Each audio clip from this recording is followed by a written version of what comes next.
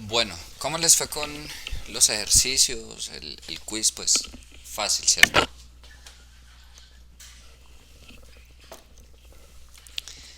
Vamos a iniciar hoy con otro tema que va de la mano con esos dos y es el tema del capital de trabajo neto operativo, pero vamos a mirar el cálculo, qué cuentas implica, qué cuentas no y principalmente cuál es la importancia, el impacto que tiene el capital de trabajo neto operativo dentro del valor de la compañía, principalmente en el flujo de caja libre. Esas diapositivas están en el Drive, así como un archivo de Excel con unos ejercicios. Va a ser solo práctica la gran mayoría de clase. Profe, es que yo tengo una pregunta. Sí, adelante. Bueno, es más que todo como una aclaración.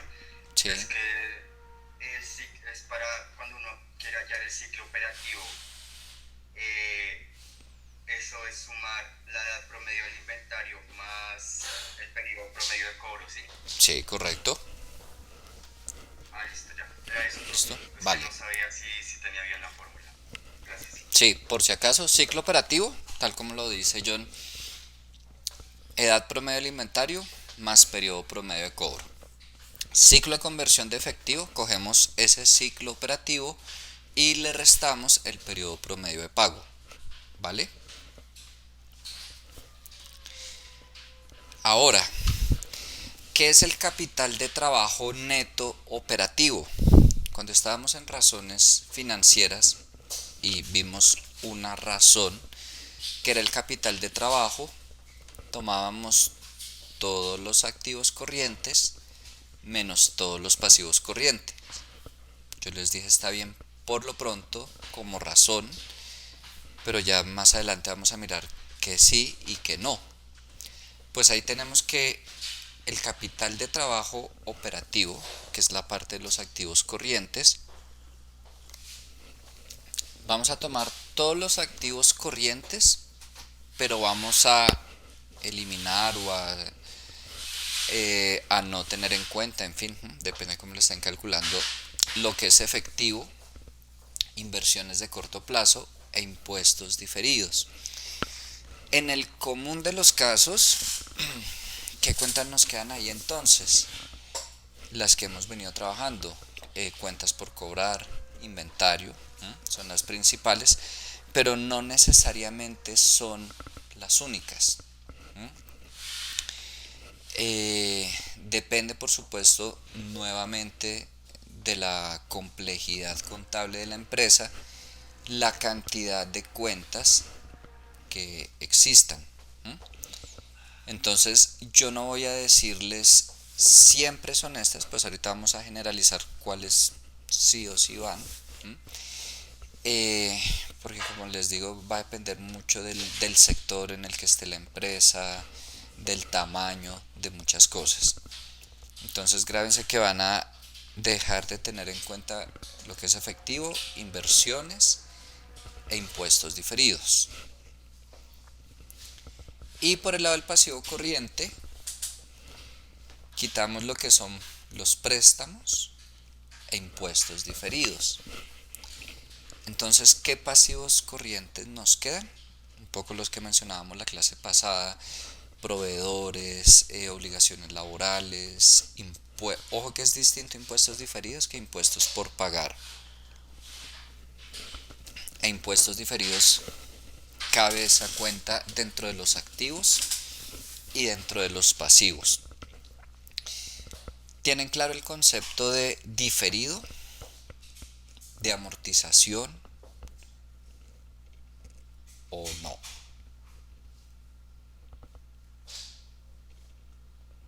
Pues tengo entendido que es como extender en el plazo un pago que debo realizar y lo voy pagando a unas medianas cuotas, a unas que me permitan como tener mayor disponibilidad para poder realizar el pago. Eh, sí y no. Sí, o sea, totalmente de acuerdo con Douglas, pero por ejemplo, cuando hablamos de activos diferidos, ¿m? eh, de los activos que amortizamos. No sé si tienen claro o pagos realizados por anticipado. Ejemplo, cuando hablamos de un seguro, en el común de los casos, se paga año anticipado. Digo en el común de los casos, hay excepciones, no sé, cuando estamos hablando de pólizas colectivas, de ciertos tipos de seguro, pero por lo general, año anticipado. Distinto que me haya financiado con una entidad financiera, que lo haya pagado con una tarjeta de crédito, pero por lo general los seguros se pagan año anticipado. Si yo como empresa compro un seguro de un año, no sé, me costó 2.400.000. Esos 2.400.000 en este momento para mí no son un gasto, son un activo, un gasto pagado por anticipado. Ya lo pagué, pero no se ha gastado.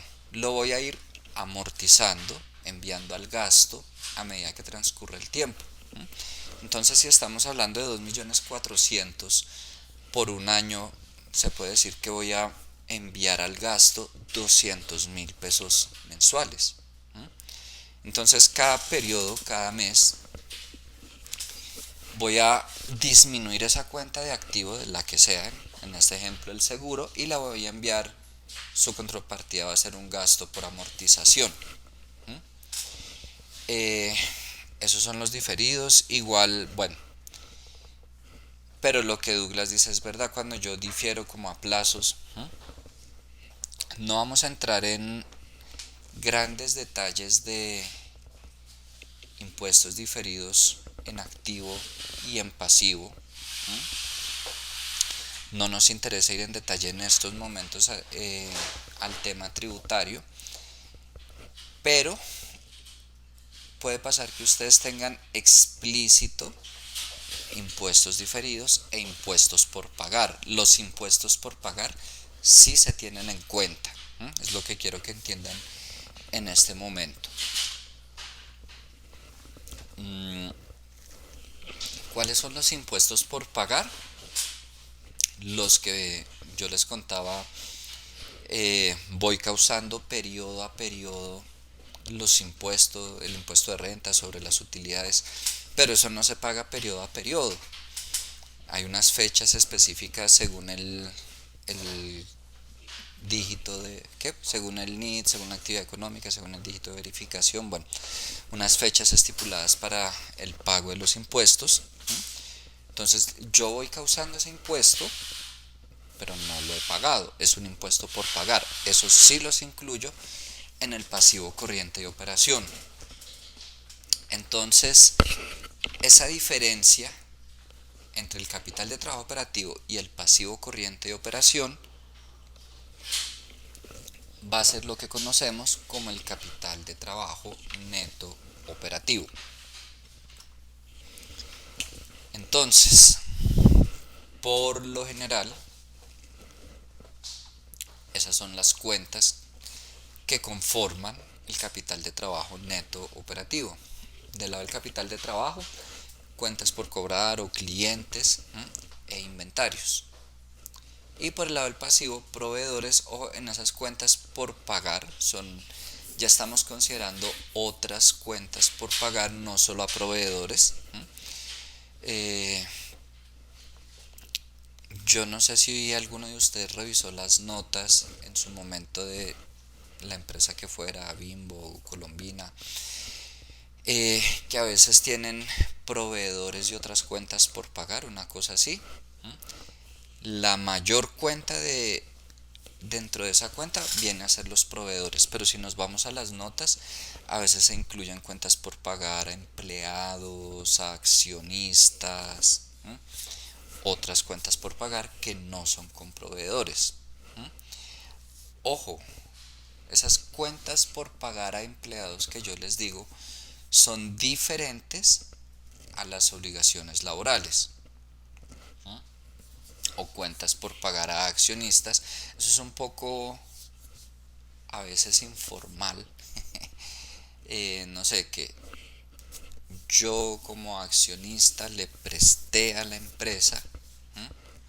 Cuenta por pagar accionista, es diferente. En obligaciones laborales sí o sí se contempla todo lo que tiene que ver con los salarios, prestaciones, parafiscales, todas esas cosas.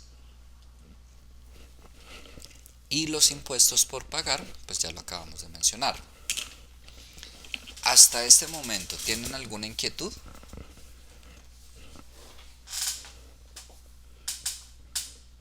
No, profe. Listo. Nos vamos a ir con un ejemplo. Aquí tienen unas cuentas en desorden. No está organizado estado de situación financiera, estado de resultados. Unas cuentas, año 1, año 2. ¿Qué es lo primero que vamos a hacer? Identificar qué cuentas son del activo corriente, qué cuentas del pasivo corriente.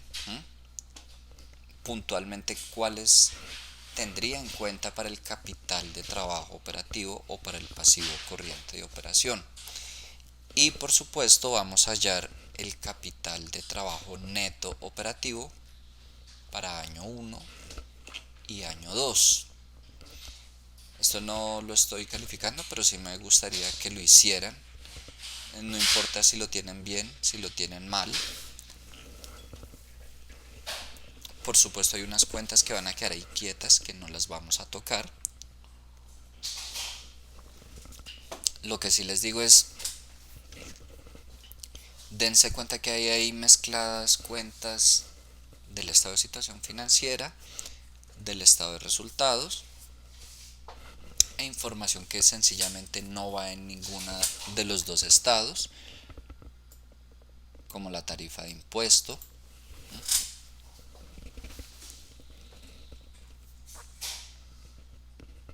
Profe, ¿me puede dejar ver la diapositiva anterior?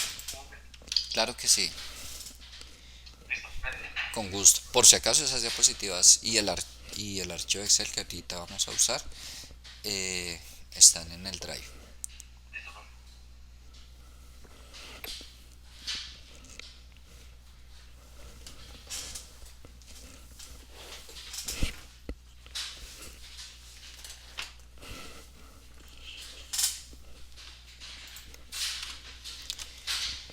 Entonces, voy a abrir el archivo de Excel que les coloqué en el Drive y esa parte la voy a trabajar acá.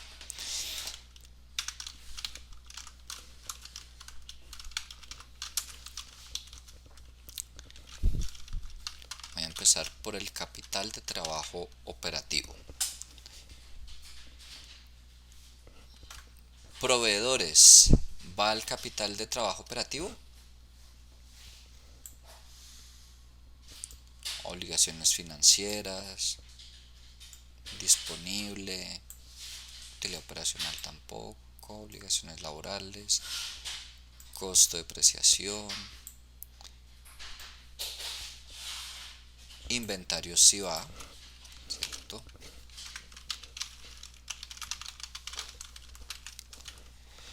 Tengo 650, 490.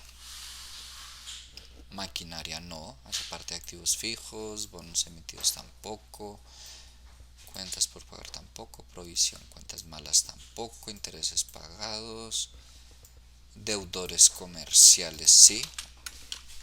Esas son las cuentas por cobrar o clientes.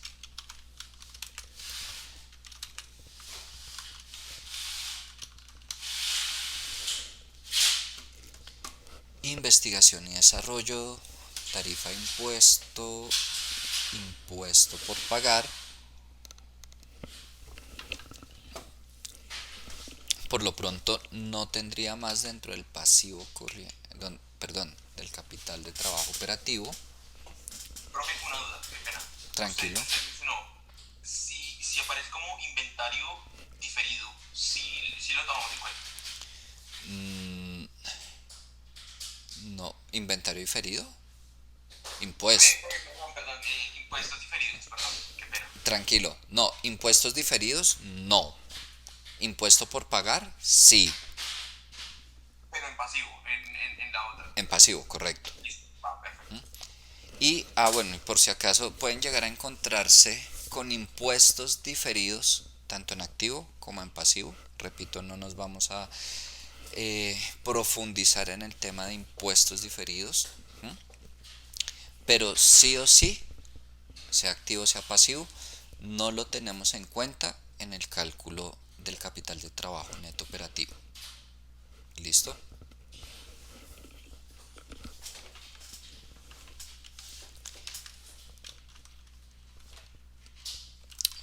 Entonces,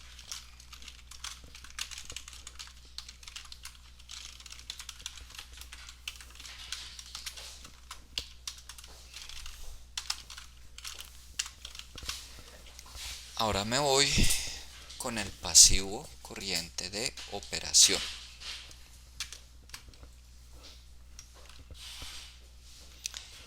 Proveedores, si lo incluyo.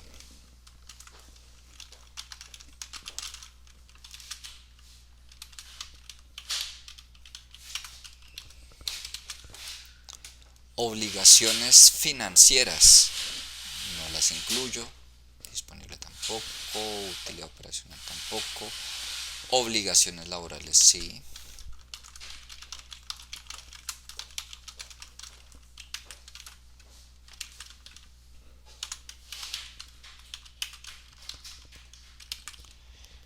Costo de depreciación tampoco. Inventarios tampoco. Maquinaria, buenos sentidos. Cuentas por pagar sí.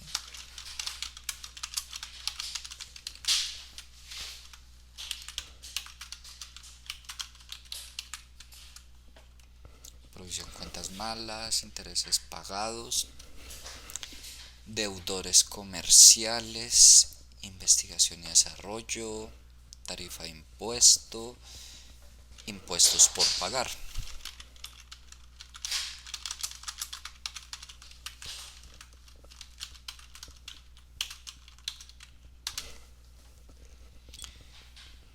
Y hasta ahí tenemos las cuentas para el pasivo corriente de operación.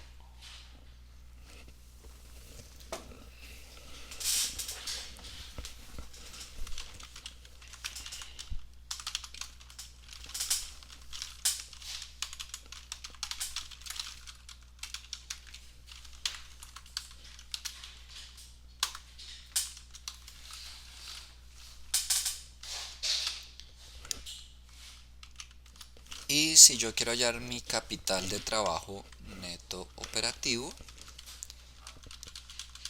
sencillamente hago esa diferencia.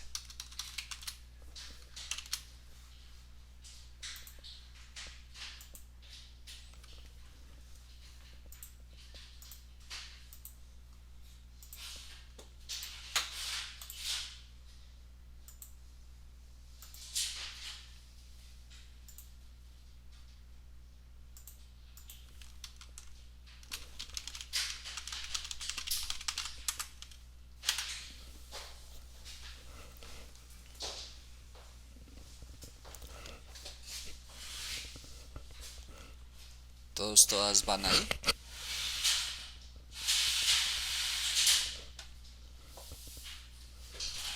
Sí, señor, profe.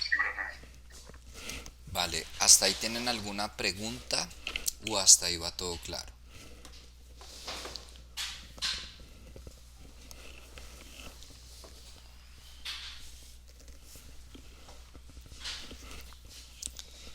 Listo. Ahora, ¿Qué es lo que significa la KTN, KTNO o KTO, KTO? capital de trabajo operativo. Y el otro es capital de trabajo operativo neto. Correcto. El- con la N es el neto, capital de trabajo neto operativo, y el de arriba capital de trabajo operativo. ¿Listo?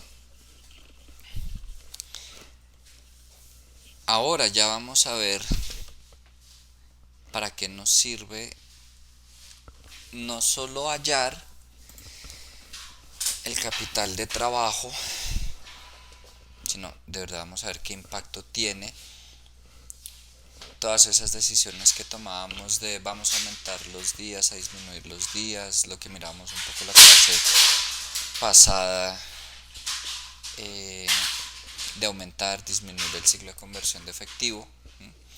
Vamos a ver, aumenta, disminuye el capital de trabajo y finalmente en qué nos favorece o nos perjudica.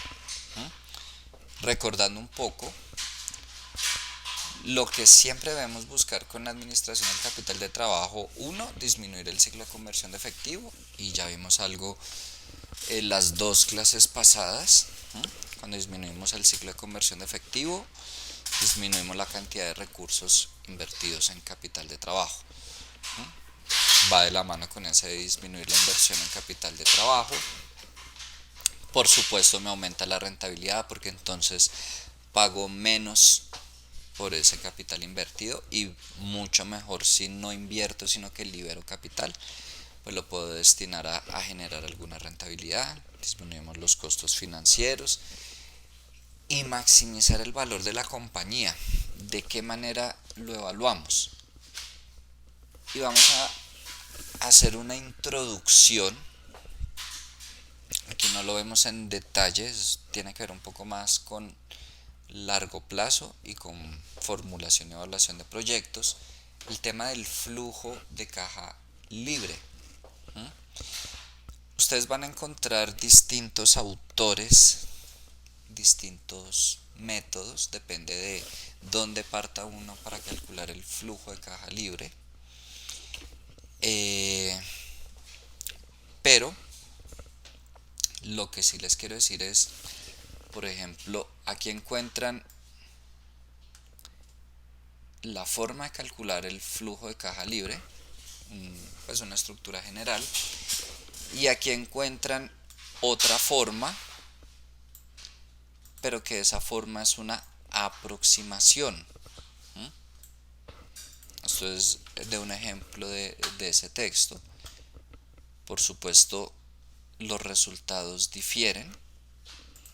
Este de aquí es una aproximación, no va a ser el flujo de caja exacto. Pero este de aquí es el que vamos a trabajar. ¿Por qué? Primero, como les dije, no me interesa en estos momentos irnos al detalle del flujo de caja libre. Pero, si ustedes se dan cuenta, acá esta aproximación tiene en cuenta los cambios en el capital de trabajo operativo. Ok, es decir que las decisiones que nosotros tomamos en la administración de corto plazo sí van a repercutir en el flujo de caja libre. Ya si estuviéramos en un tema de evaluar, valorar la compañía, sí sería mucho mejor utilizar la estructura de flujo de caja libre, no la aproximación, sino la otra estructura. Como en este momento no vamos a valorar la empresa, el proyecto de inversión, lo que sea, sino únicamente a mirar de qué manera esas decisiones aumentan o disminuyen el capital de trabajo neto operativo, entonces vamos a usar este. Les recuerdo, bueno, algo vieron en matemáticas financieras, o algo vieron, no sé que lo vieron, no sé si recuerdan, el cálculo del valor presente neto, tasa interna de retorno, que finalmente lo hacían con flujos de caja. En la práctica uno hace esa valoración de proyectos de inversión ¿con qué? Con el flujo de caja libre de la empresa. Hay distintos métodos para valorar empresas. El más común y el más usado, no el único, pero el más común y el más usado es partiendo del flujo de caja libre. cualquiera de las dos actividades que vayan a hacer, ya sea valorar un proyecto de inversión o valorar una empresa, partiendo del flujo de caja libre, es claro que a mayor flujo de caja libre, mayor valor voy a obtener, independientemente del resultado ahorita del valor presente neto, de con qué tasa lo estoy evaluando. Siempre mayor flujo de caja libre representa mayor valor. Entonces,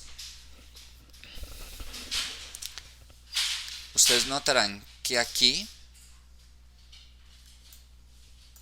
nosotros le estamos restando la variación en el capital de trabajo neto operativo.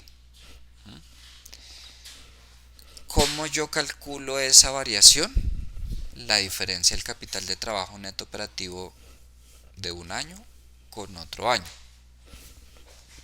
Ejemplo, supongamos que ya estamos elaborando el flujo de caja libre. Yo hallo el capital de trabajo neto operativo para ambos años, o para 3, 4 años, lo que sea. Normalmente son varios años los que se trabajan.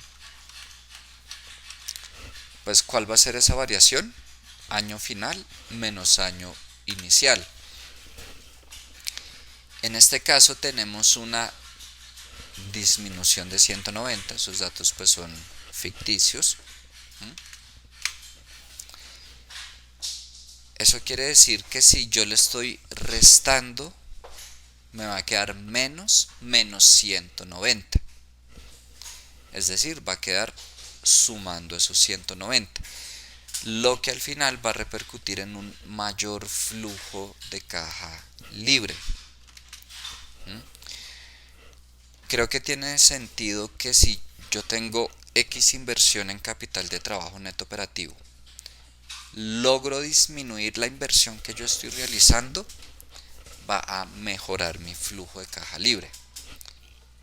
Caso contrario, tengo un capital de trabajo neto operativo y lo que estoy haciendo con la operación es invertir, aumentar esa inversión en capital de trabajo neto operativo.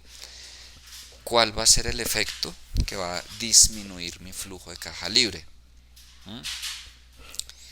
Entonces uno por lo general trata, y digo trata porque una vez más depende de la industria, de la empresa, de muchas cosas con las que yo esté trabajando, el que se pueda o no se pueda llegar a disminuir ese capital de trabajo neto operativo todos los periodos. Hay aspectos que se van a salir de mis manos, no sé, de la situación económica, ciertas leyes, hay cosas pues que no puedo manipular.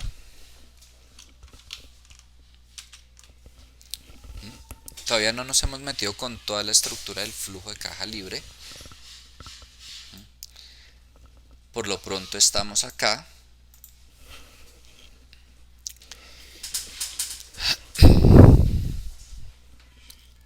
Pregunta.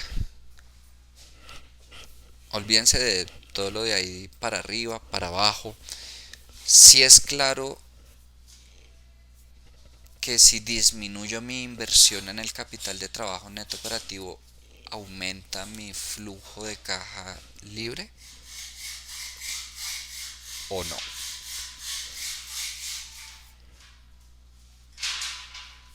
¿Sí? Empezamos a ver cómo se calcula el capital de trabajo neto operativo. Luego una estructura aproximada del cálculo del flujo de caja libre, en la que podemos evaluar el impacto de esas decisiones del capital de trabajo que nosotros tomemos. Ahora, ¿cómo trabajamos esta estructura? ¿Qué significa? Partimos de la utilidad operacional, que por ejemplo, si nos fuéramos acá es el mismo EBIT, las ganancias antes de intereses e impuestos, la misma utilidad operacional. le restamos el impuesto de renta aplicado. ¿Qué quiere decir el impuesto de renta aplicado? Únicamente el impuesto sobre esa utilidad. Noten algo, si ustedes tienen su estado de resultados, ustedes a la utilidad operacional le restan los intereses, llegan a la utilidad antes de impuestos y ahí le restan los impuestos pues del estado de resultados. Aquí no, aquí le restamos el impuesto desde la utilidad operacional. Llegamos a lo que es la utilidad operacional después de impuesto.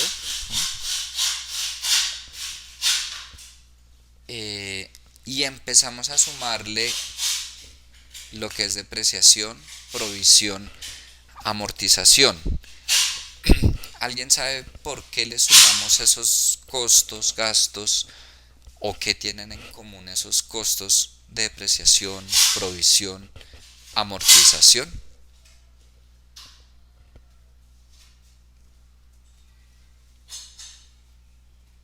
Yo tengo entendido que la amortización son los impuestos, pues, anteriores que ya se pagaron, entonces yo tengo que como que hacer cuentas de que yo ya pagué eso. Eh, no del todo, pero gracias, Dana. Efectivamente son yo todos esos todo eso que yo estoy amortizando lo pagué en periodos anteriores, eso sí está claro, pero el mismo ejemplo que les colocaba ahorita el seguro, ese es un ejemplo de un diferido que periodo a periodo yo voy amortizando. Si yo me voy a mi estado de resultados, antes de llegar a mi utilidad operacional, yo le resté, supongamos, los 200.000 por gasto de amortización por el seguro. Pero después vuelvo y se los sumo. Puede ser seguro, puede ser arriendo, todo lo que es pagado por anticipado. Patentes, por ejemplo, las patentes es por un periodo específico, 5 años. Eh, esas patentes son un activo de la compañía, pero se van agotando periodo a periodo, pues según el monto que se haya pagado y según el periodo por el que resulte la patente. Todos esos son activos diferidos. En resumida, ¿qué es lo que amortizamos? Como tú dijiste, activos que hemos pagado por anticipado, pero se van gastando. Eh, Listo. ¿Qué son las provisiones?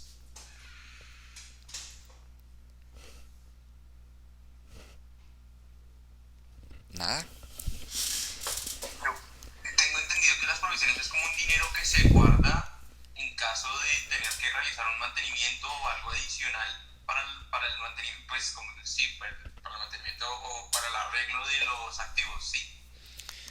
Ok, no exactamente, Douglas. Pues yo voy a suponer que sí, que es normal lo que Douglas dice, que hayan empresas que guarden para el mantenimiento y eso, pero lo que contablemente se conoce por provisiones de protección de activos mmm, son provisiones, son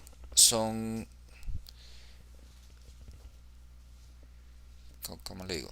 Bueno, no es un dinero que estemos guardando, sino es un dinero en que estamos asumiendo que se va a perder. Eh, Ejemplo, las provisiones de cuentas malas o provisiones de cartera incobrable, todo eso. ¿Sí saben cuál es esa provisión? ¿Cómo funciona o no? Ustedes venden a crédito, no sé, llegan a 2.000 millones de ventas, 2.000 millones de pesos en ventas. Claro, uno espera que todas las ventas que uno realice se las paguen, pero la realidad es que no. Siempre se va a y pues depende obviamente del tamaño de la empresa, siempre se va a encontrar con empresas que se demoran.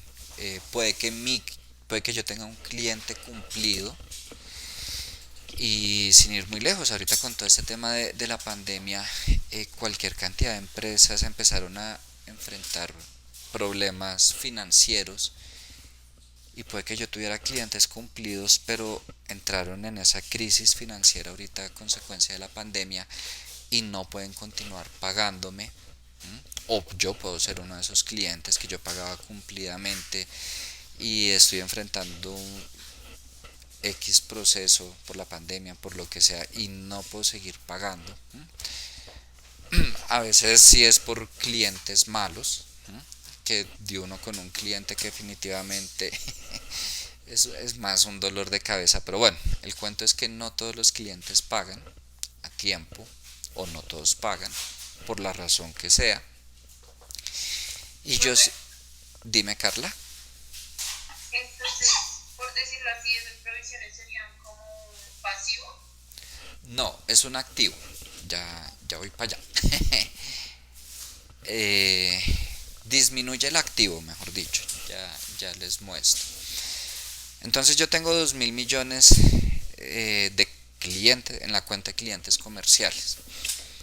Pero resulta que de esos 2.000 millones, no sé, ya hay una buena cantidad que está en mora. Hay unos que, mejor dicho, ya, como dice uno, mejor le echa tierrita a eso. Yo no puedo desaparecer así como así la cuenta. Supongamos que yo estoy asumiendo de esos 2.000 millones ya no me van a pagar 200 millones. Puede pasar. No lo puedo desaparecer así como así. Necesito justificarlo, necesito una contrapartida. No puedo pues aumentar el efectivo así como así porque se me ocurrió. Para eso se crean las provisiones. Entonces, ¿yo qué voy a hacer? Tengo mi cuenta en activos de provisión por cuentas incobrables, por cuentas malas, en fin. Y coloco menos 200 millones o el valor que sea. ¿Qué estoy diciendo? Que de esos 2.000 millones que tengo, posiblemente no me paguen 200 millones. ¿Contra qué envío esa provisión en el activo?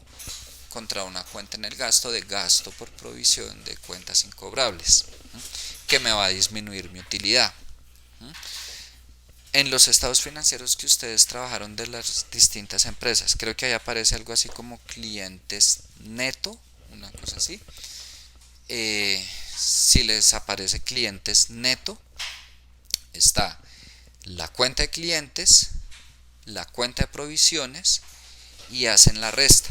Entonces, con el ejemplo que puse, tenía 2.000 millones de cartera, provisioné 200 millones como cartera que no se va a recuperar.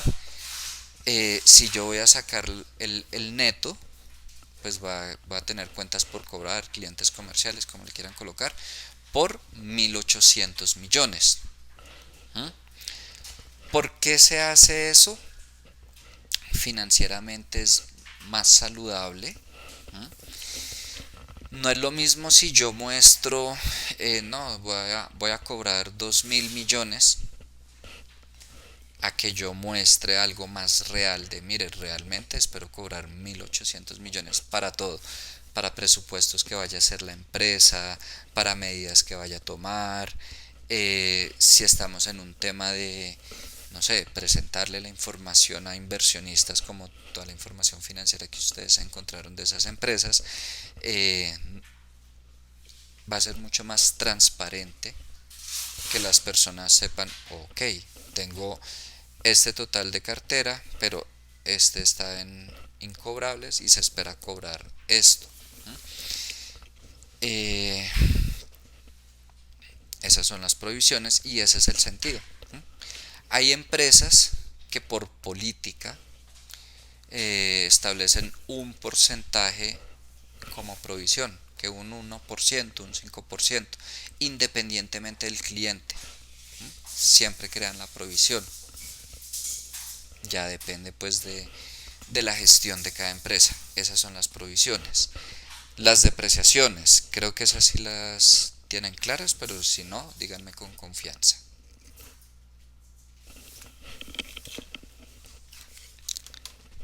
Si tienen claro lo de costo de depreciación del periodo. La pérdida de valor de cada uno de los equipos mediante el uso y el tiempo que va haciendo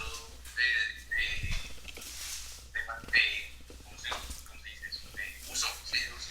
Sí, efectivamente, de los activos fijos, excepto terrenos, equipos de oficina, de cómputo, bienes. Bueno, no todos los activos tienen el mismo tiempo de vida útil. Algunos son a 3, a 5 y a 10 años. Y efectivamente, supongamos yo tengo un activo 100 millones de pesos, costó el activo, y contablemente, ojo, no estoy diciendo que operativamente no funcione más, contablemente tiene una vida útil de 5 años. Hay distintos métodos de depreciación, que eso ya lo vieron en contabilidad general. El más común es el método de línea recta. ¿Cuál es el método de línea recta? Cuando asumimos que todos los periodos se va a depreciar exactamente lo mismo. Entonces supongamos que tengo un activo de 100 millones de pesos cuya vida útil son 5 años. Eso significa que cada año, si lo estoy haciendo anual, no, sino mensualmente, pues lo que corresponda. Pero si lo tengo en términos anuales, significa que cada año yo voy a depreciarlo 20 millones. Es decir, cada año contablemente va a perder su valor hasta que llegue a valer 0 pesos, es decir, que haya pasado su tiempo de vida útil, y queda con un valor de 0 contablemente. En los activos tenemos la cuenta de depreciación acumulada, que esa depreciación acumulada se va alimentando con la depreciación que se suma a cada periodo. ¿Contra qué va esa depreciación que se suma a cada periodo? Contra gastos, costos por depreciación del periodo. Hice la aclaración de contablemente porque puede pasar que, no sé, ese activo se depreció a 5 años y yo lo sigo utilizando.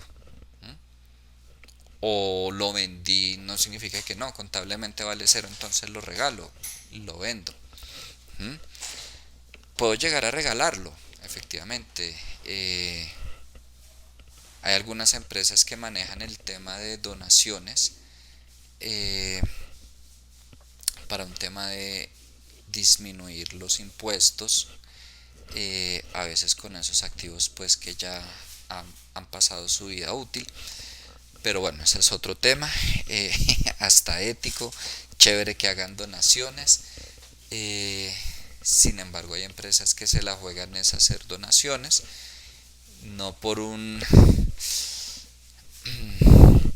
un sentido social, sino únicamente con un sentido financiero, con ánimo de disminuir los impuestos. Y voy a dejar ese tema ahí para no entrar en controversias.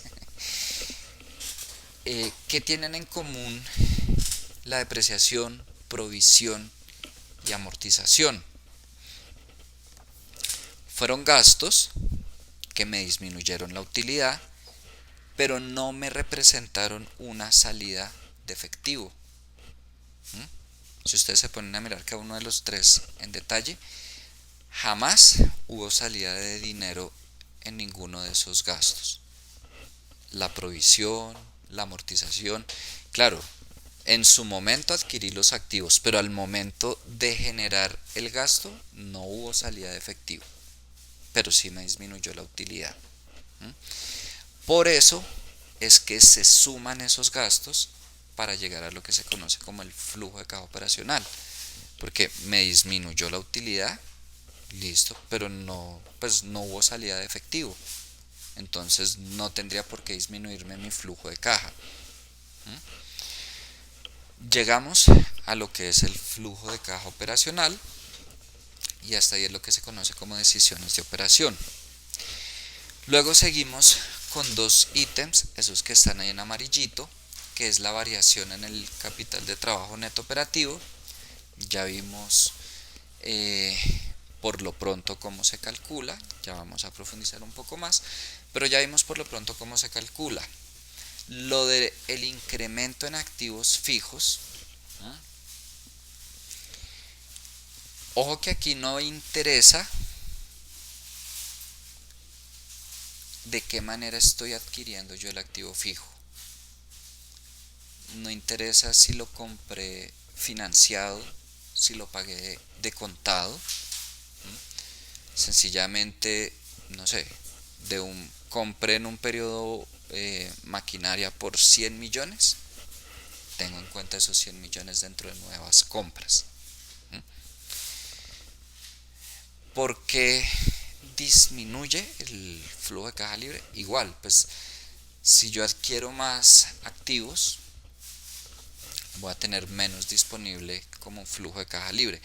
Hay empresas que por la naturaleza del negocio compran, venden maquinaria, pues maquinaria, equipos, todos los periodos. Yo hice un trabajo para una empresa de base tecnológica, y por la naturaleza del negocio casi que cada 2 meses estaban actualizando equipos. Pues fue muy chévere, pero entre otras fue un poco complejo para mí el manejar tanta compra-venta de activos fijos, así tal cual.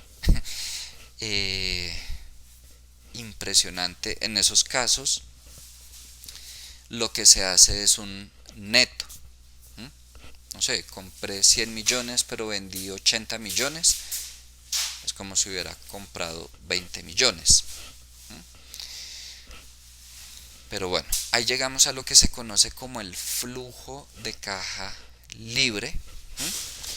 ¿Qué es el flujo de caja libre? El flujo de caja del que dispone la empresa después de haber atendido la operación de la empresa y haber hecho las inversiones necesarias. Y por eso es que con el flujo de caja libre se hace la valoración. No sé si recuerdan cuando estábamos trabajando el ejercicio de Cemex, que no porque yo lo hubiera calculado, sino porque Cemex, entre otras, muestra su flujo de caja de operación, que yo les dije es un indicador muy fuerte, un criterio de decisión para invierto o no invierto en esta empresa. Regálenme un segundo, por favor, ya regreso.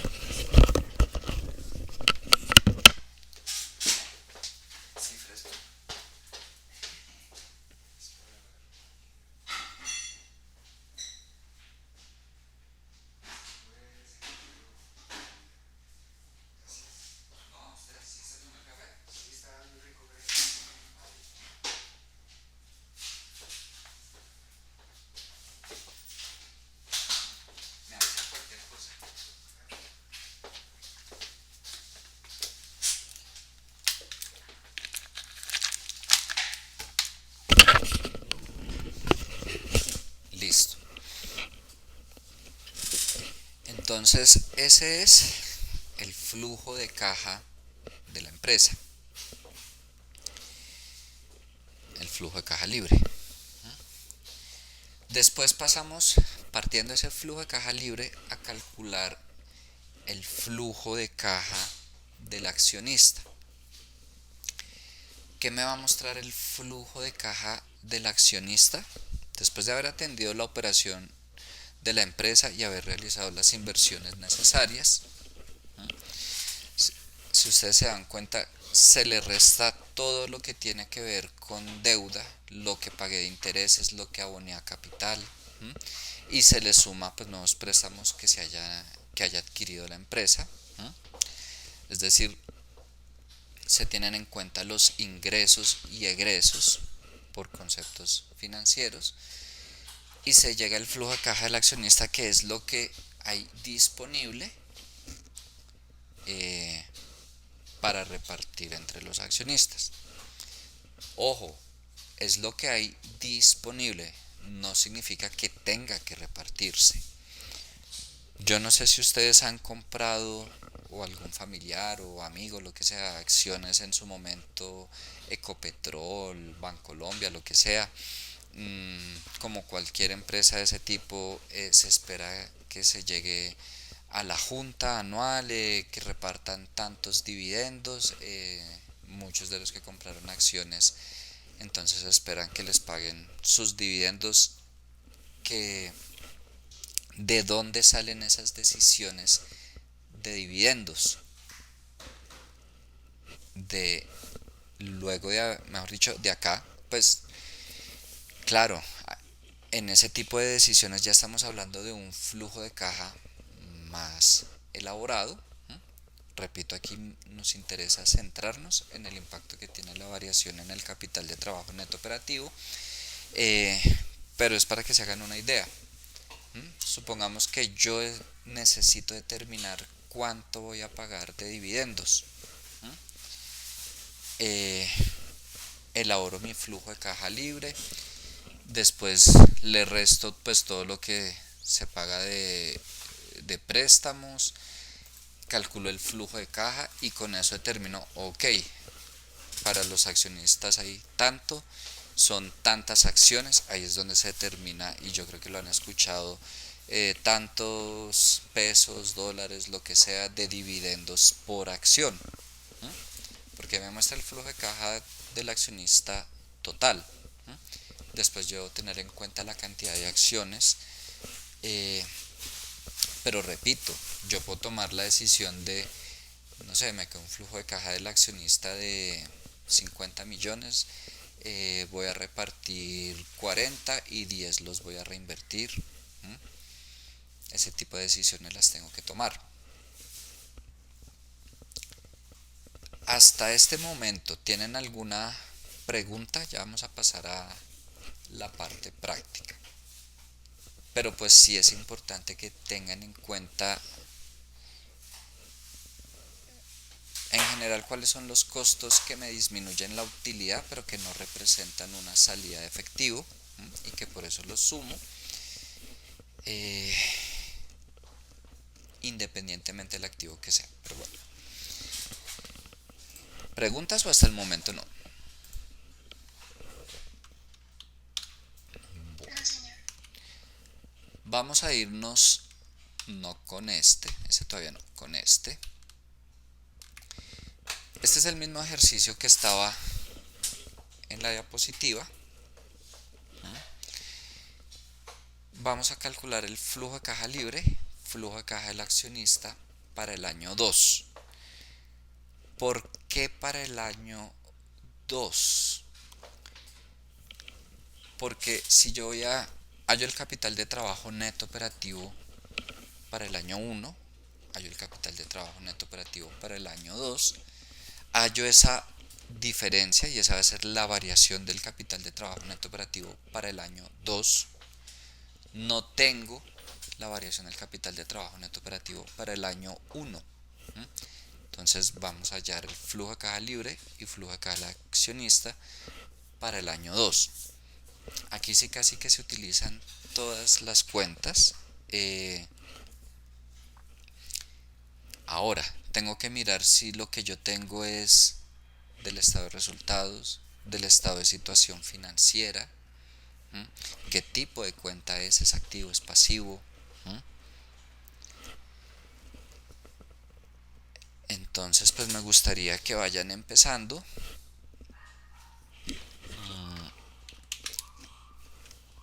Esta es la estructura que vamos a plantear. No sé, empiecen por donde se les ocurra, revisen y ya 5 minuticos y miramos a ver qué tanto han avanzado, dónde tienen preguntas y todo eso, ¿vale?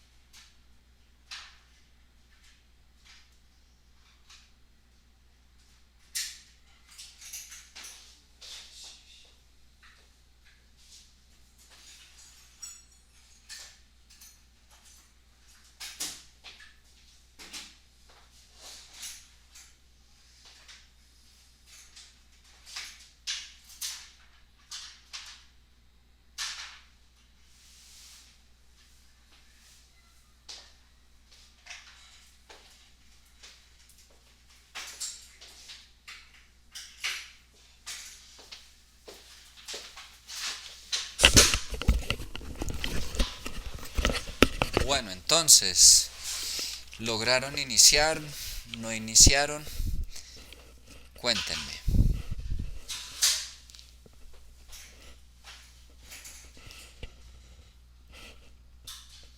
¿Lo están haciendo? ¿Doy más tiempo? No sé. Díganme algo. Yo lo estoy haciendo, pero tengo dos preguntas. Hágale con confianza. Cuénteme, Cristian. ¿Cuáles son los costos de provisiones y los costos de Por ejemplo, vamos a ver. Por ejemplo, ojo, tengo costo de depreciación para cada periodo, ¿cierto? el año 2 en que estamos usando? ¿Cómo, Cristian? Perdón. O sea, solo vamos a usar los datos del año 2. Sí, pero pues digo, tengo los costos de depreciación de ambos años, entonces ya tengo mi costo de depreciación del año 2. Tengo inventarios, maquinaria, bonos emitidos, cuentas por pagar. Tengo provisión, cuentas malas. Pero, ojo, yo les confieso, soy consciente, este ejercicio puede llegar a tener muchas cascaritas.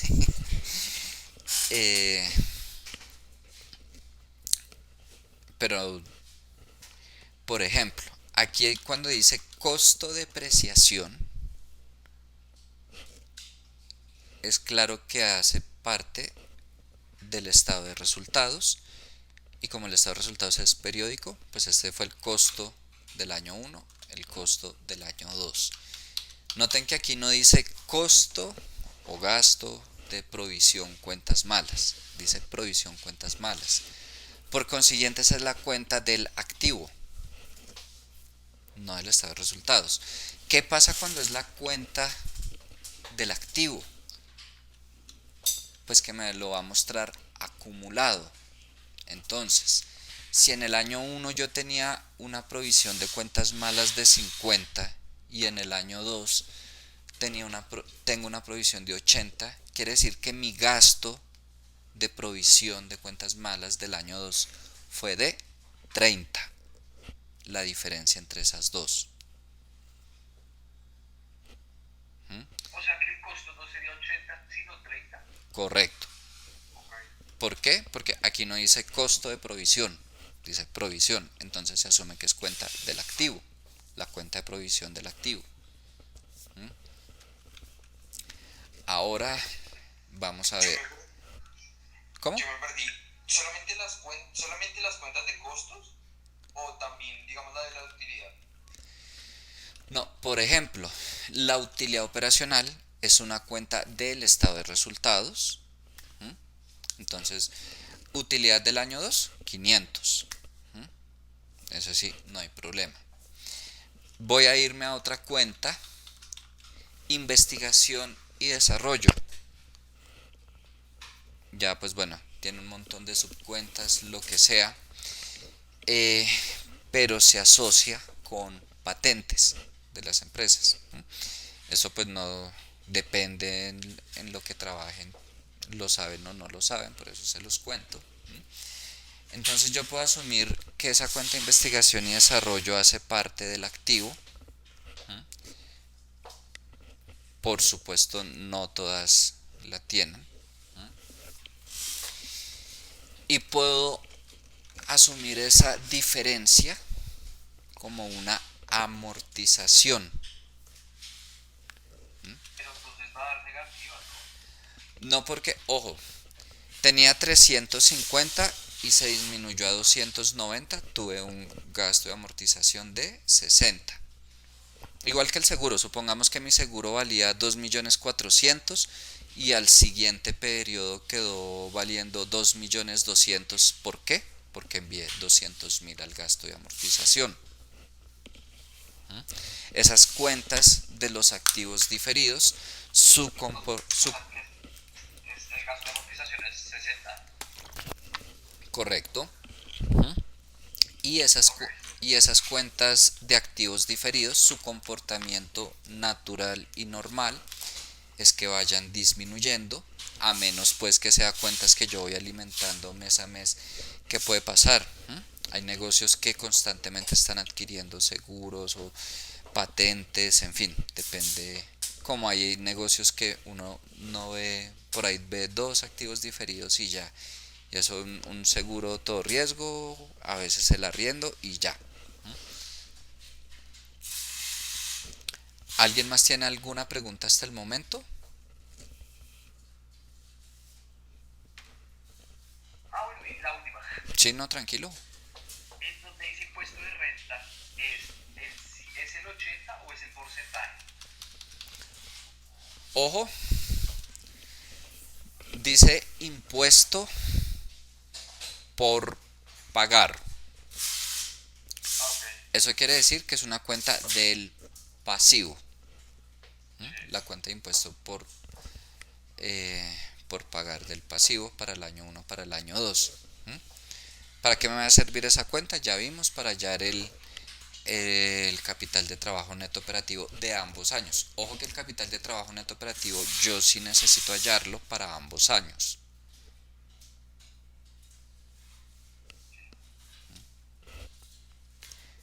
Listo. ¿Alguien más? ¿Otra pregunta? Lo que sea.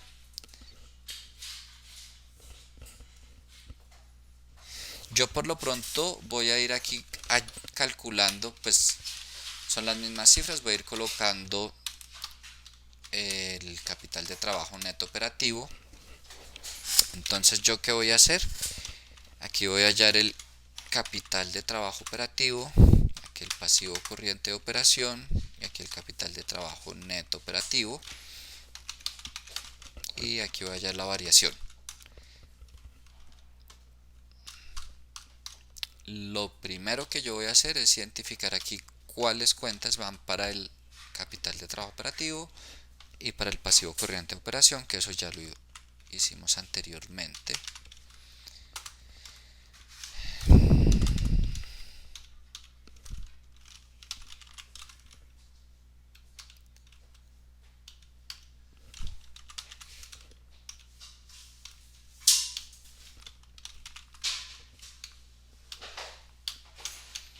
No tienen que hacerlo así, pero pues a mí me gusta hacerlo así.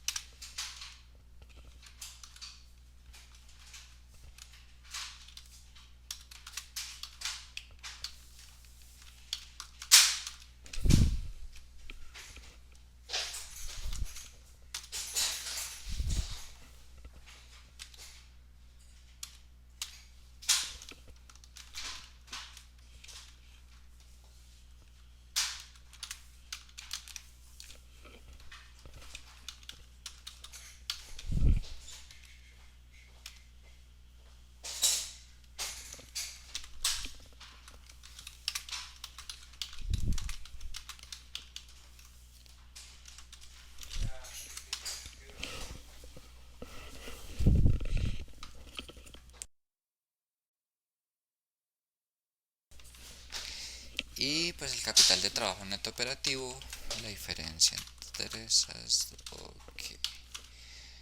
Profe, una pregunta. En Cuéntame. cuanto a la maquinaria, también se hace la diferencia pues, de lo que tenía y lo que ahora tengo, entonces, ¿cuánto me incrementó?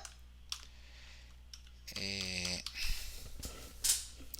sí, por ejemplo, esa cuenta de maquinaria iría al activo, a los activos fijos, y tal como lo acabas de decir, si yo quiero saber cuáles fueron las nuevas compras que hice, pues voy a ver la variación de esta cuenta. Se van a encontrar, así por lo pronto para ese ejercicio, se van a encontrar con situaciones en que las personas dicen, no, nosotros pensamos hacer compras cada periodo de tanto, o cada 6 meses, lo que sea. Cuando trabajamos con la información financiera, ¿de dónde saco yo las compras que hicieron? Efectivamente, de la diferencia entre año y año de las cuentas de activos fijos. Quiere decir que las compras van a ser iguales a 480. Regálenme un minuto, ya regreso.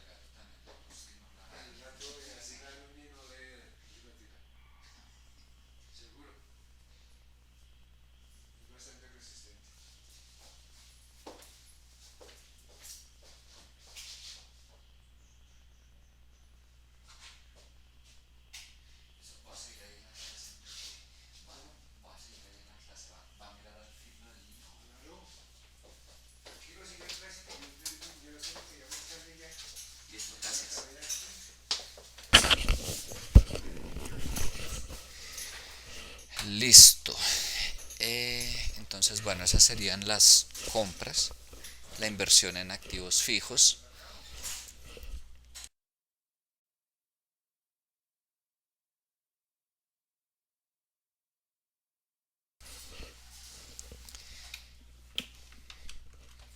Ahora estoy viendo, mientras ustedes siguen ahí, yo sigo acá.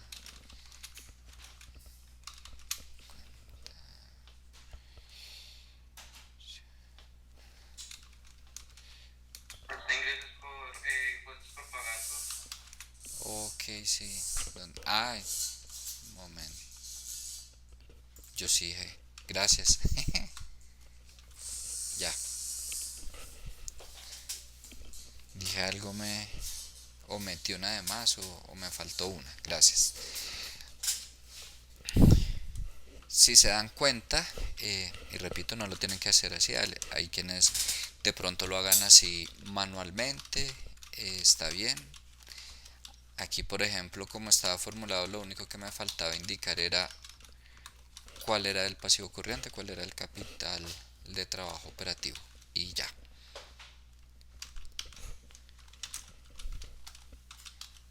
Y la variación, pues tenemos una disminución de 190. Bueno, voy a ir avanzando. Igual se supone que ustedes ya han...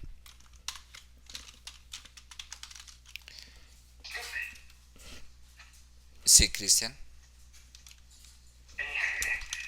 En la de servicios a la deuda, Sí, y la pregunta es...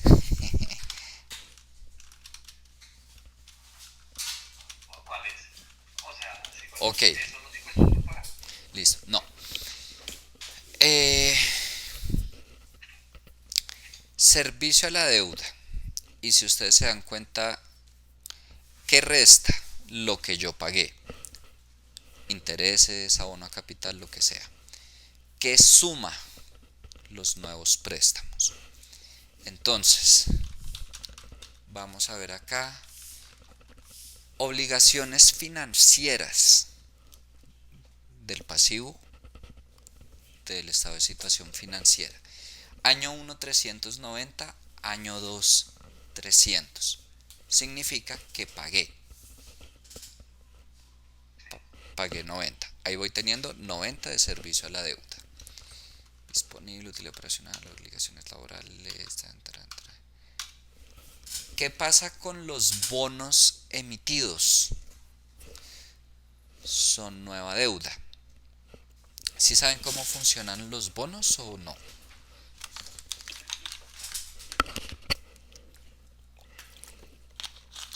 ¿Alguna vez han comprado bonos o bonos de este tipo?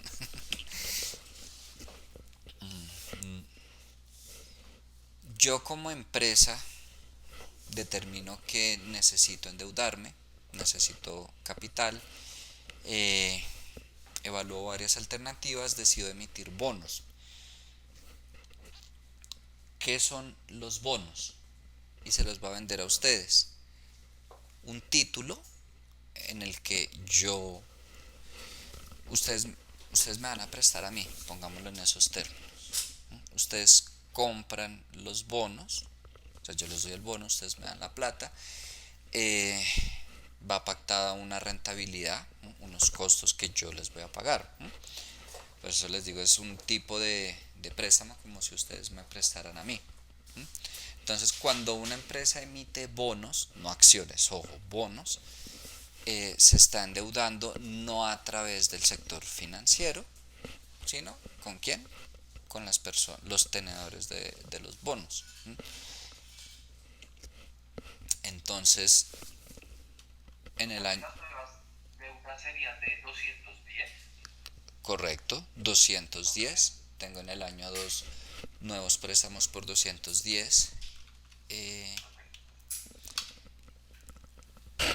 Intereses pagados. Ojo, Profe, una pregunta, ¿esos intereses pagados se le sumarían a la parte que ya se pagó de obligaciones financieras?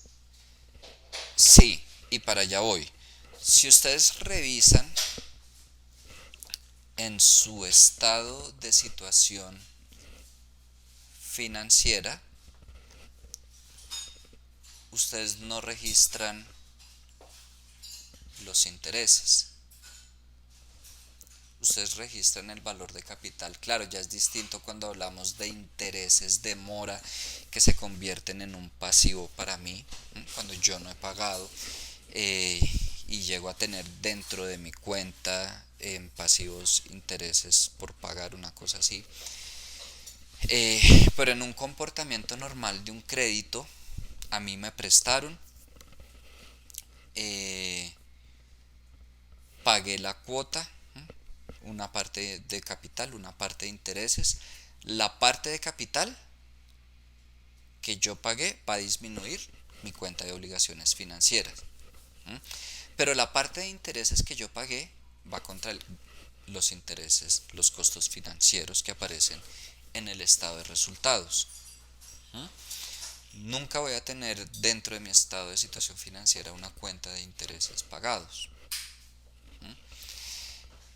Repito, a menos que no sean intereses pagados, sino una situación ya de mora de un crédito, que ya esos intereses pasan a ser parte de los pasivos.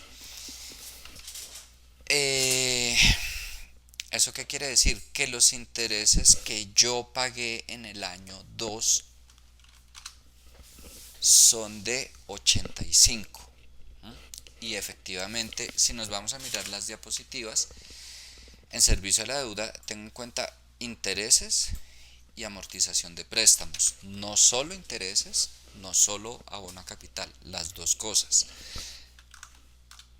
En estos 90 que calculamos acá, tuve en cuenta el abono a capital. Y en el año 2 pagué 85 de intereses.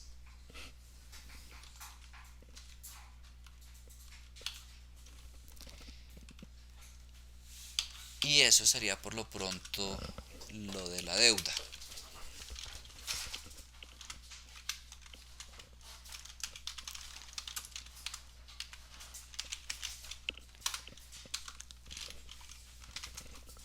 El impuesto aplicado, sencillamente multiplico la utilidad operacional por la tarifa de impuesto. Llevo a mi utilidad operativa después de impuesto. Utilidad operativa después de impuesto, o si lo quieren en inglés.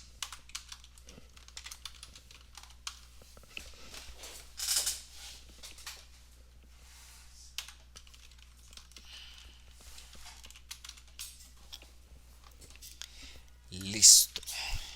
Ahora vamos a sumarle costo de depreciación, costo provisión, costo amortización. Por aquí tengo costo de depreciación, los 200. Costo provisión, ¿dónde te provisión? Va a ser los 80 menos los 50. Costo amortización va a ser los 350 menos los 290. Y llego a mi flujo de caja operacional. Este más este más este más este.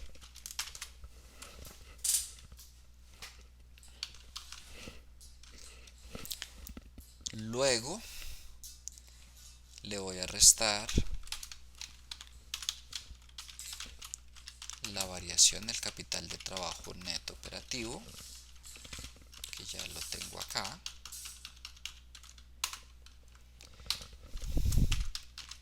Y las nuevas compras o la inversión de activos fijos, que efectivamente va a salir de la diferencia de la maquinaria.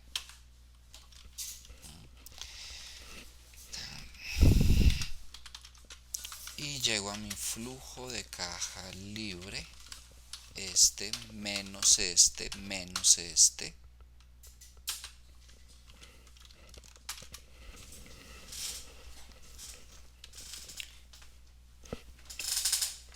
Lo estoy haciendo un poquito rápido porque supongo que van ahí, ¿sí? O incluso que ya terminaron.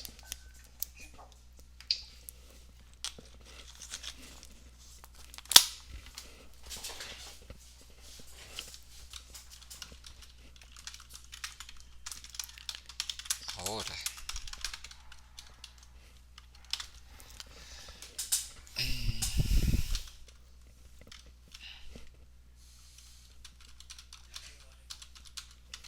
tengo este menos este y creo que no tengo más. Lo otro son nuevos préstamos. Listo. Profe, en servicio a la deuda no se les sumaban los 85 de los intereses pagados. Sí, señor. Qué vergüenza, se me olvidó.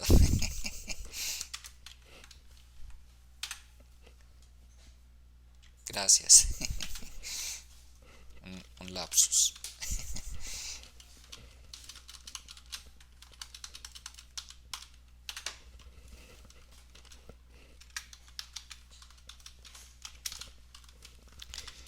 Entonces aquí le resto y le sumo.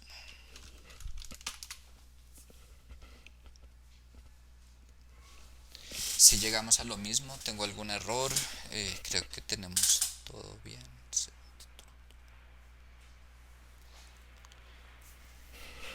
Profe, yo tengo una duda.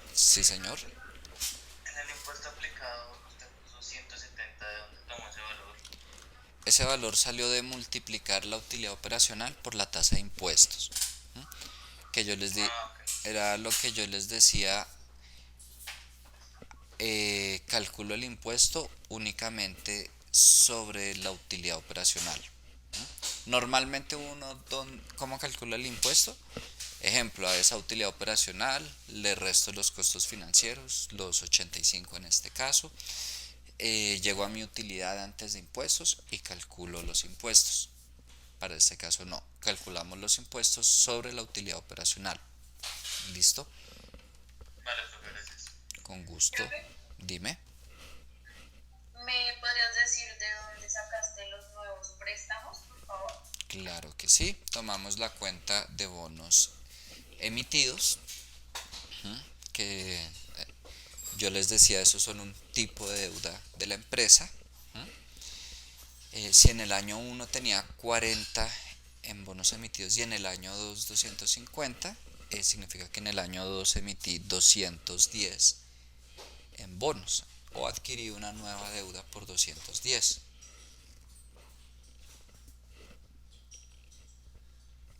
Gracias, profe. Con gusto.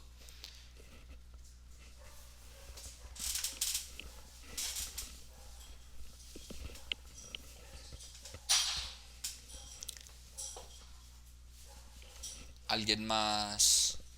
¿Alguna pregunta, algo de este ejercicio?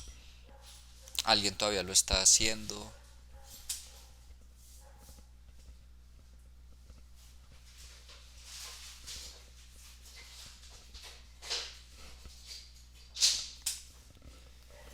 Bueno,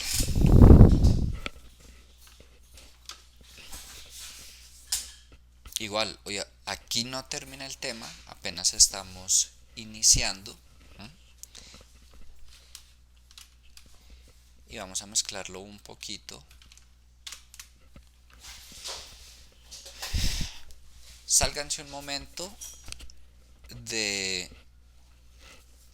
flujo de caja libre, flujo de caja del accionista, devuélvanse un poquito a ciclo de conversión de efectivo. Este es un ejercicio tipo parcial, para que no digan que los cojo de sorpresa. Tenemos estado de situación financiera, estado de resultados, 4 años. Ojo, les estoy pidiendo calculen el saldo de cuentas por cobrar, inventario y cuentas por pagar para 2020. No nos interesa todo el estado de situación financiera, estado de resultados, únicamente esas 3 cuentas. Claro, van a tener que llegar a hallar otras cuentas, pero el punto es claro, hay cuentas que con la información que tengo, que les doy, no puedo llegar a pronosticarlas para 2020. Igual, es de práctica, lo vamos a ir resolviendo. Dice como punto de partida para proyectar los estados financieros de 2020, las ventas crecerán en el mismo porcentaje que el promedio de crecimiento entre 2016 y 2019. El margen bruto seguirá siendo el mismo que el promedio entre 2016 y 2019. Periodo promedio de cobro, edad promedio de inventario, periodo promedio de pago y ciclo de conversión de efectivo seguirán siendo los mismos que el promedio entre 2016 y 2019. Calcule el saldo de cuentas por cobrar, inventario y cuentas por pagar para 2020. Igual, empiecen. No sé, les doy unos minutos, ya miramos. Igual, creo que completo no alcanzamos a hacerlo ahorita, pero sí avancen y en caso tal revisamos la próxima clase. Mientras tanto, no hemos terminado ya la clase, ¿no? Pero casi que seguro no alcanzamos a terminarlo. Mientras lo van mirando, les voy contando qué vamos a hacer la próxima clase. No les voy a dar un tema nuevo, va a ser un tiempo para que desarrollen un taller de ciclo de conversión de efectivo, capital de trabajo neto operativo, flujo de caja libre, un poco los ejercicios que hemos estado haciendo hoy. No tienen taller, quiz que entregar pues para el jueves, para el viernes, perdón. Vamos a hacer el taller en clase. Y eso que les coloco ahí de que repasen en Excel, yo les avisé al inicio de curso, no sé si recuerdan o no, que uno de los talleres que les voy a aplicar, que les voy a hacer es una prueba de conocimientos como parte del proceso de selección para el cargo de analista de planeación financiera, específicamente en Bimbo. La gran mayoría de conceptos se los he explicado: análisis horizontal, vertical, razones, capital de trabajo.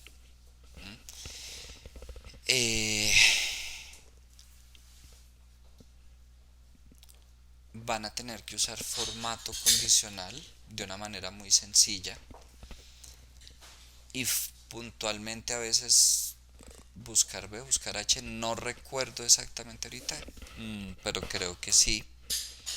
Ojo, ese taller no se los voy a hacer la próxima clase, pero pues les voy avisando, péguenle una revisadita a su nivel de Excel. No voy a evaluar Excel, por supuesto, pero también, como les dije, más allá de una nota en esta asignatura, chévere que revisen qué tan preparados o qué tanto les hace falta para este tipo de pruebas. La prueba es una prueba que se diseña, creo que se los había dicho, para 20 minutos, media hora. Yo les voy a dar el tiempo de la clase en su momento, les diré una clase antes. La próxima clase vamos a desarrollar esa prueba. Les voy a dar las 2 horas. ¿Por qué? Y dentro del diseño de la prueba, creo que les dije, nunca se espera que las personas lo terminen a tiempo. Pero parte del proceso de selección es ver cómo se desenvuelven las personas cuando es hasta chistoso cuando uno les dice tiene 20 minutos, tiene media hora, ¡pum!, como que colapsan y de verdad, o sea, uno se bloquea, uno queda como, pero eso yo lo hago, no sé, yo soy bueno en Excel y me demoro 40 minutos, 50 minutos, una cosa así. Pero entonces se evalúa cómo trabajan bajo presión, qué criterios utilizan para decidir qué puntos hacer y qué puntos no hacer, qué tanto alcanzan a avanzar, qué tanto recuerdan, porque ustedes van a poder sin ningún problema consultar en internet, en los textos, en diapositivas, lo que sea, conceptos que no sepan. Como les dije, algunos se los he explicado, la gran mayoría. Hay otros que de seguro no se los he explicado, pero listo, van, buscan en internet conceptos muy sencillos. Y lo que les digo, más allá de la nota del taller, que miren, ok, esto lo tengo claro, esto no lo sé, debo revisar esto. Entonces, para que lo tengan presente, ese tipo de pruebas son 20 minutos, media hora, sin internet, sin consultas, nada, lo que alcanzó, y después por supuesto sustentarla.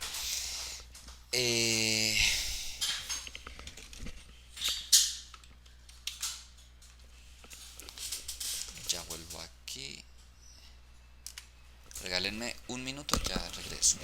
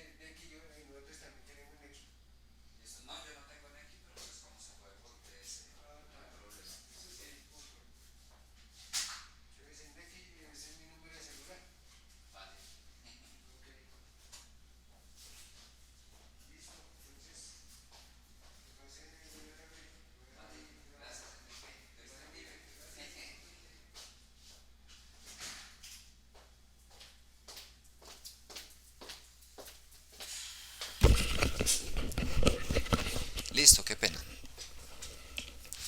Bueno, ¿han logrado algo con este ejercicio? ¿Tienen preguntas?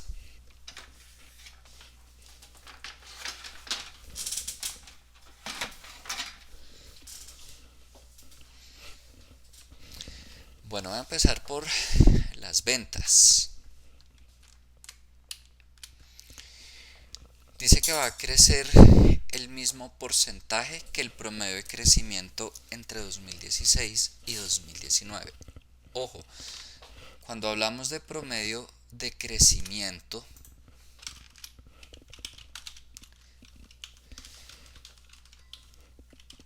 estamos hablando de que en promedio creció todos los años, todos los periodos, la misma tasa. Claro, si yo me voy a calcular aquí el crecimiento de este año a este año, de este año a este año, de este a este, no sé, tengo aquí como 100%, 20%, aquí disminuyó, pero al final yo voy a mirar a qué tasa debería haber crecido durante 3 periodos para pasar de 3 millones a 6 millones. ¿Sí saben cómo se halla o no? No. No, señor. Bueno, vamos a volvernos a las fórmulas de matemáticas financieras. ¿Se acuerdan que teníamos valor futuro igual a valor actual por 1 más I elevado a la n? ¿Sí ¿Se acuerdan de eso? Aquí estamos hablando de que este valor futuro vendría a ser los 6.600.000. Este valor actual vendría a ser los 3 millones. El N vendría a ser los 3 periodos y la tasa de interés, pues en este caso va a ser la tasa de crecimiento para los 3 periodos. Yo puedo coger de ahí y despejar el interés. Es una opción. Puedo usar buscar objetivo.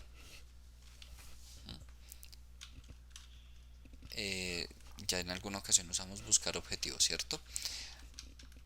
No sé, puedo tener aquí planteado, voy a partir de ahí, colocar valor futuro, valor actual, tasa de interés y N. Voy a colocar esa fórmula, que el valor futuro va a ser igual al valor actual por 1 más esta tasa elevado a la N. En valor actual tengo estas ventas. Ok, permítanme que ahí es por la configuración.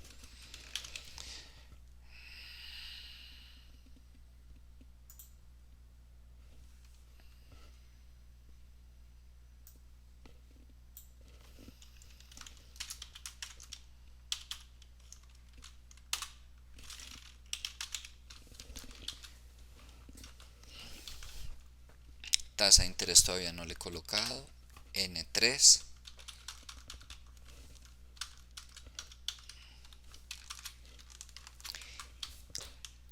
Y yo le voy a preguntar cuál es la tasa de interés a la que este valor futuro me da los 6 millones.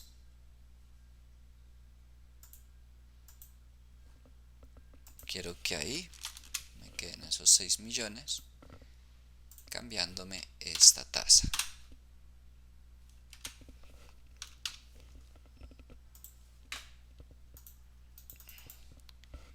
Y listo. Esa es mi tasa de crecimiento promedio. Podrían hacer el ejercicio y llevar estos 3 millones, 3 periodos a futuro con esta tasa y van a llegar a los 6.684.000. Profe, Cuéntame. ¿me dejarías ver nuevamente la fórmula de valor final? Claro que sí.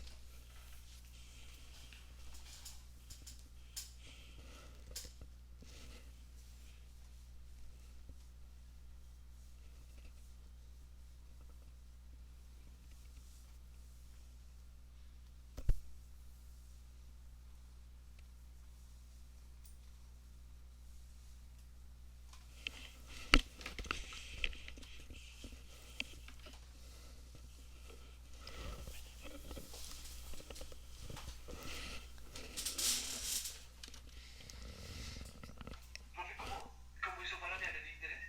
Listo, va otra vez.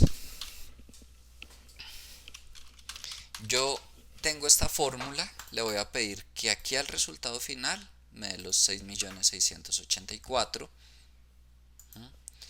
cambiando la tasa de interés.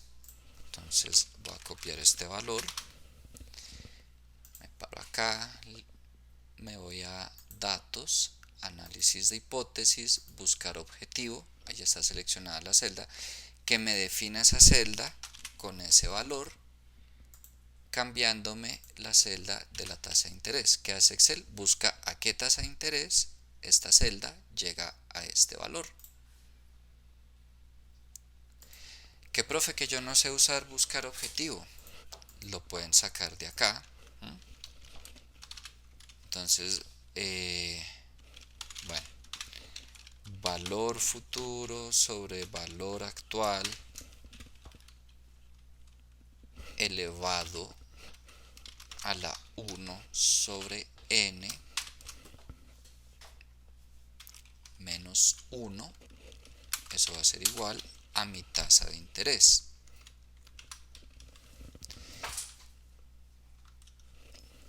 Y hago eso. Entonces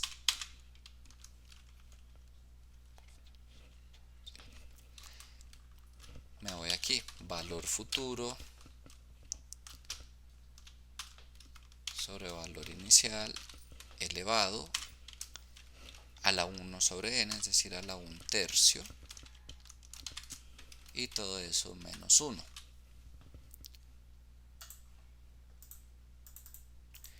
Llegamos a esa... ¿Cómo? Perdón.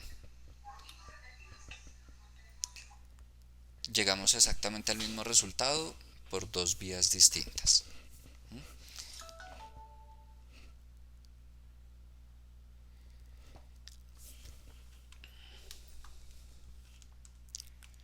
La próxima clase iniciamos terminando este ejercicio, tampoco le falta mucho, no es tan extenso. Y el taller, entonces, pues nada, igual traten de terminarlo.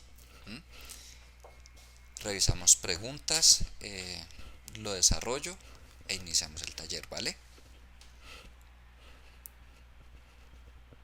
Listo, profe. Listo, entonces que tengan una feliz tarde, nos vemos el viernes. Gracias, profe. ¿Vale? Gracias, profe. Chao.